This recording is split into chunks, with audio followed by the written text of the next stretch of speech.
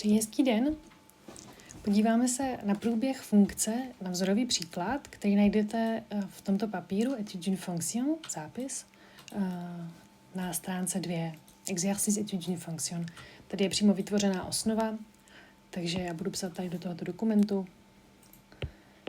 Podíváme se na průběh funkce, jak by vypadal v praxi.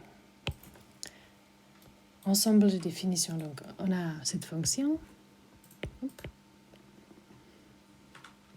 D'abord, quel est l'ensemble de définition? Donc ici, pas de fraction, pas de logarithme, pas de racine carrée. Alors, ensemble de définition sont tous les nombres réels. Calculer f moins x et dites si la fonction est paire ou impaire. F de moins x, c'est donc... On remplace x par moins x. On va voir ce que ça donne. Donc ici, le moins, je peux le mettre devant parce que c'est une puissance impaire. Et ici, je peux écrire l'expression sans le moins car c'est la puissance paire. Bon, ici, on voit que ce n'est pas la fonction fx. Si j'essaye de mettre un facteur le moins, ce n'est pas du tout la fonction fx. Donc ça n'est pas égal à fx, ni à moins fx. Donc la fonction n'est rien, elle n'est ni paire ni impaire. La fonction n'est ni paire ni impaire.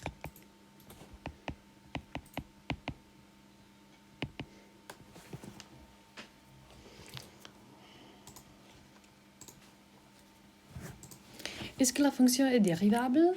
Donc, qu'est-ce qu'on peut dire? On voit que l'ensemble de définitions sont tous les nombres réels. F est une fonction polynôme.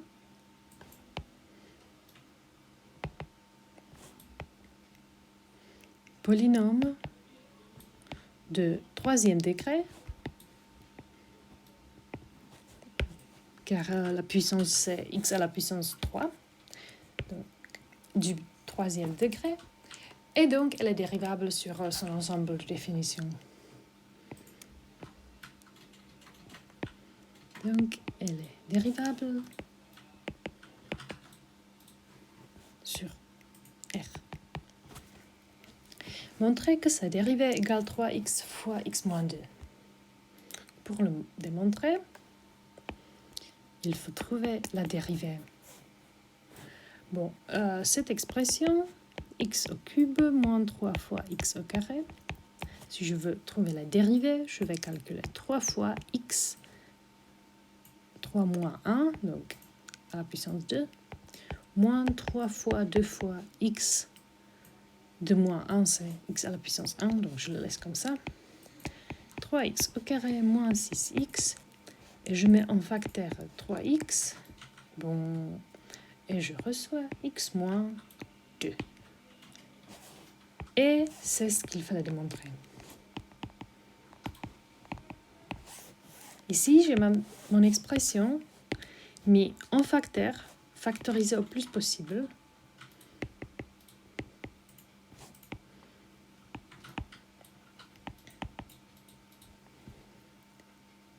Et donc, je peux voir les points nuls.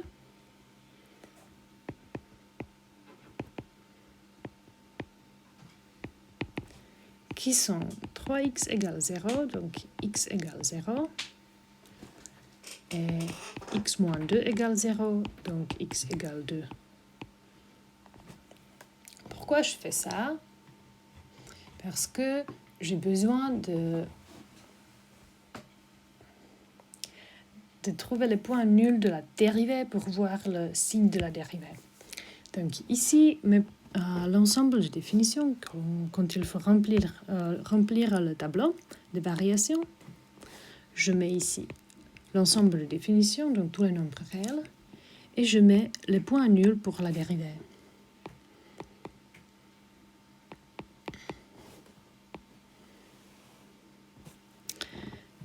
3x, le point nul est ici, et les signes sont moins et plus. X moins 2, c'est le deuxième point nul, c'est 2, et le signe moins est plus. Donc la dérivée a le signe positif, négatif et positif. D'où la fonction est croissante, décroissante et croissante. Question B, calculer les limites aux bornes de df, calculer la valeur f0 et f de 2. Compléter résultat dans le tableau. Bon. Donc il nous demande de calculer ces valeurs ici. Donc d'abord, je vais faire les limites. X tend vers moins infini. 2. Et c'était comment? X au cube moins 3x au carré. Si je essaye de remplacer l'infini ici, je reçois moins infini, moins et plus infini. Moins et moins, ça va. Donc, je peux tout de suite dire que le résultat est moins infini. Pour la limite en plus infini, quand x tend vers plus infini, je vais l'écrire à côté.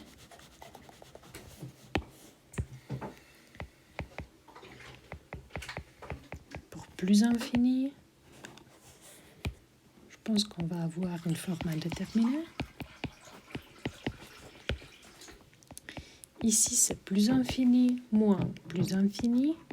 Oui, c'est une forme indéterminée. Je ne peux pas faire la somme de plus et moins infini.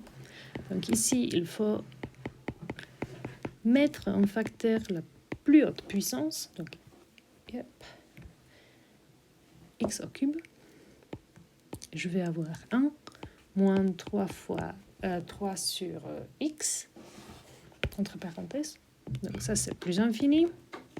Fois 1 moins, et cela, c'est le 0. Donc la limite, c'est plus infini. Je vois déjà que la fonction qui a ici d'une flèche d'en bas, en haut, elle commence en moins infini, donc ça correspond. Et ici, si la fonction est croissante, elle monte en plus infini, donc ça correspond aussi. Donc, ici, je peux supposer que mes calculs sont corrects. Il me reste de trouver ces deux valeurs. Donc pour 0, on calcule 0 moins 3 fois 0, et c'est bien 0. Et pour 2, j'ai 2 au cube moins 3 fois 2 au carré. 3 au cube, c'est 8 moins 3 fois 4, 8 moins 12, c'est moins 2. Bien. Que peut-on dire pour les tangentes horizontales à la courbe représentative? Ici, je peux dire que la fonction a, ou en fait, où sont les tangentes horizontales?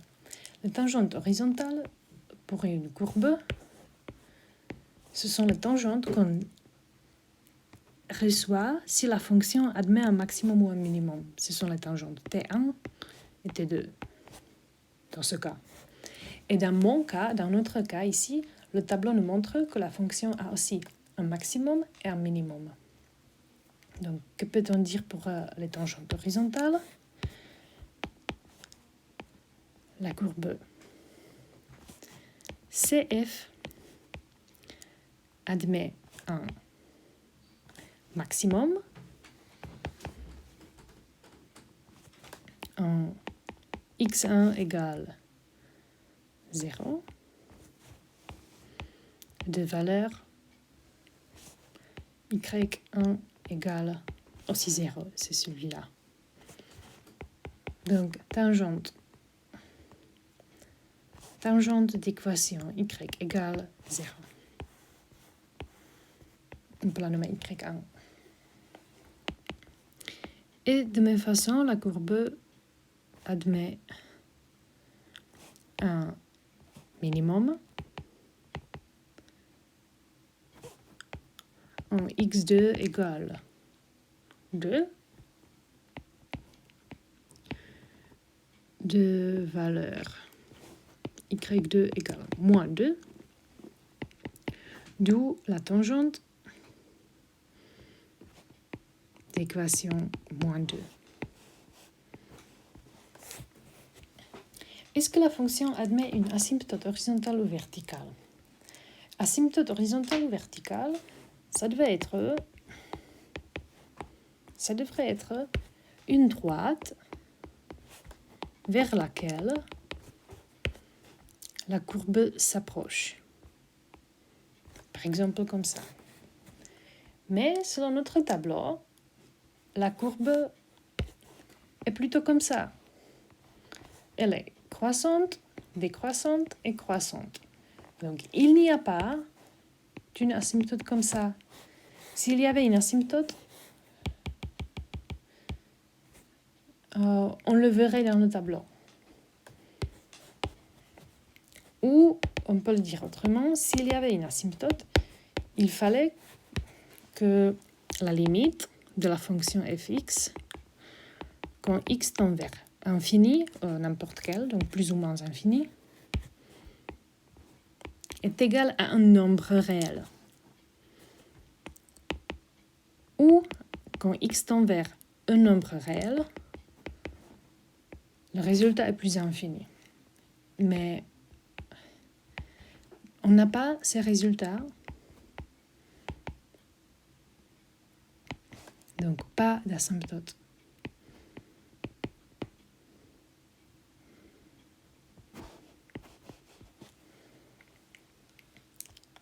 Question 7, trouver l'équation de la tangente. Donc ici, il faut, pour la tangente, on a besoin de la fonction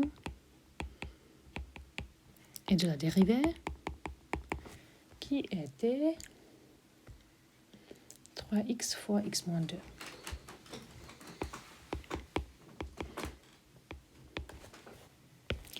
L'équation de la tangente, c'est y moins fx0 égale f' x0 fois x moins x0. x0, c'est 3. Je vais calculer f de x0, donc f de 3.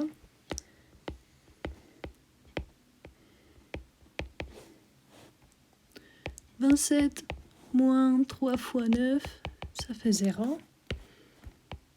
Donc c'est cette valeur. Et encore une. Pour la dérivée, 3 fois 3 fois 3 moins 2. Et ça devrait être 2, ça devrait être 9. Et c'est cette valeur ici. Bon, maintenant quand je remplace, y moins 0 égale 9 fois x moins 0. Donc la tangente a une équation y égale 9 fois x. Tracer CF et les tangentes. Bon, pour la tracer, je vais prendre le repère. Oh, non, pas du tout. Ok, c'est mieux. Je vais tracer maintenant les tangentes horizontales. Donc ici, les tangentes horizontales en x0 et y égale 0 et y égale moins 2.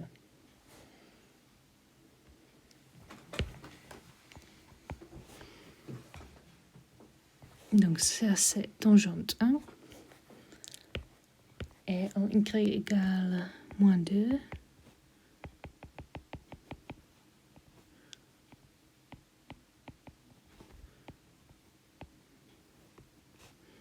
T2. Ce sont aussi les deux points, le maximum et le minimum de la droite.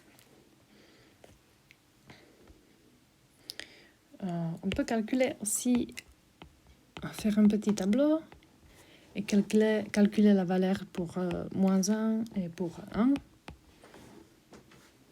Pour Et pour le 3, on le sait déjà. Pour 3, ce sont ces valeurs. 1, 2, 3. Pour moins 1, je vais avoir moins 1, moins 3, c'est moins 4. Et pour 1 moins 3, c'est moins 2. Donc, moins 1 et moins 4. Et 3 et 0, 1 et moins 2. Ah, ça c'est bizarre.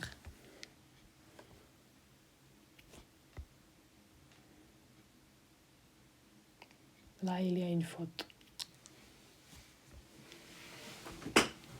Je pense que je n'ai pas bien calculé cette valeur.